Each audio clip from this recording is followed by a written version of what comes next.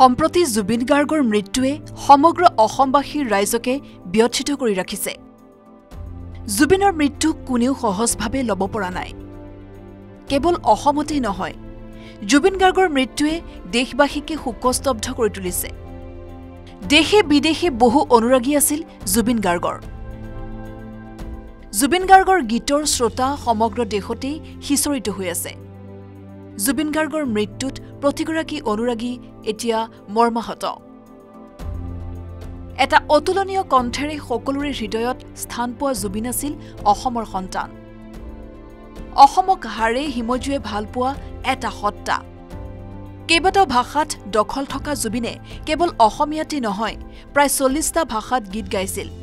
তাৰ ভিতৰত অন্যতম আছিল বাংলা। কলকাতাত জুবিন গাৰ্গ আছিল অন্যতম জনপ্ৰিয়। বহু বাংলা ছবিত গান গোৱাৰ লগতে তেওঁ সংগীত পৰিচালনা কৰিছিল কেইবাখনো বাংলা ছবিত। সেই প্ৰিয় শিল্পীগৰাকীক হেৰুৱাই কলকাতাৰ শিল্পীসকলো শোকত ম্ৰিয়মান হৈ পৰিছে। কলকাতাৰ এগৰাকী জনপ্ৰিয় শিল্পী দীপেন্দ্ৰ লাহিৰীৰ সংগীত যাত্ৰাৰ জুবিন গাৰ্গ আছিল মূল অনুপ্ৰেৰণা। দীপেন্দ্ৰ লাহিৰীৰ ঘৰৰ দেৱালত জুবিনৰ ছবি, কণ্ঠত জুবিনৰ গান। জুবিনৰ গান শুনিয়েই শৈশৱ পাৰ কৰা দীপেন্দ্ৰ লাহিৰীৰ পথ প্ৰদৰ্শক আছিল জুবিন গাৰ্গ। জুবিন গাৰ্গক হেৰুৱাই অতিকে দুঃখিত শিল্পীগৰাকী।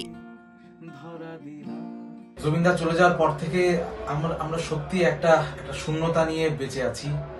এইভাবে যে আমরা এরকম একটা মানুষকে হারাবো এটা আমরা কেউ ভাবতে পারিনি। হঠাৎ করে যখন প্রথম আমার কাছে খবরটা এলো, আমি যে কিভাবে নিজেকে সামলেছি, যে মানুষটার সাথে এত স্মৃতি, এত দিন কাটিয়েছি, কলকাতায় যতবার এসছে দাদা রেকর্ডিং স্টুডিও থেকে অনুষ্ঠান, আমরা একসাথে মায়াবিনী গান গেয়েছি স্টেজে, একসাথে খাওয়া দাওয়া, মানুষের সাথে থেকে শিখেছি অনেক কিছু। তার যে মানবতাকে প্রতিষ্ঠা করাই মূল উদ্দেশ্য ছিল, সেটা সত্যি আমাদের মধ্যে এই সময় দাঁড়িয়ে আরেকটা বিকল্প উদাহরণ নেই। লিভিং লেজেন্ড হয়ে আজও আমাদের মধ্যেই থাকবেন, আমাদের মধ্যে সারা জীবন বেঁচে থাকবে জুবিনদা।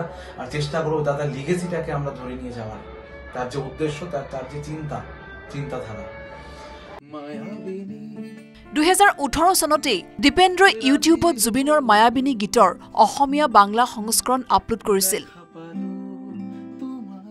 তাৰ পাছত জুবিন গাৰ্গে তেখেতক ফোন যোগে প্ৰশংসা কৰাৰ লগতে লগ পোৱাৰ প্ৰতিশ্ৰুতি দিছিল। তাৰ পাছৰে পৰা কলকাতাৰ প্ৰতিখন মঞ্চত জুবিনৰ লগত আছিল দীপেন্দ্ৰ। জুবিনৰ মায়াবিনী গীতটো গাই শিল্পীগৰাকীলৈ শ্ৰদ্ধা জনালে দীপেন্দ্ৰই।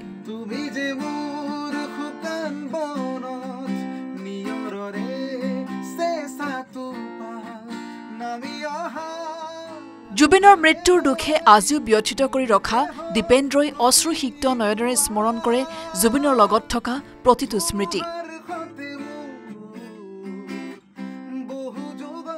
জুবিন গাৰ্গ আছিল এটা যুগজয়ী সুৰ। সেই সুৰ আজিও শত সহস্ৰৰ হৃদয়ত বাজি আছে আৰু বাজি থাকিব অনন্ত কাললৈ।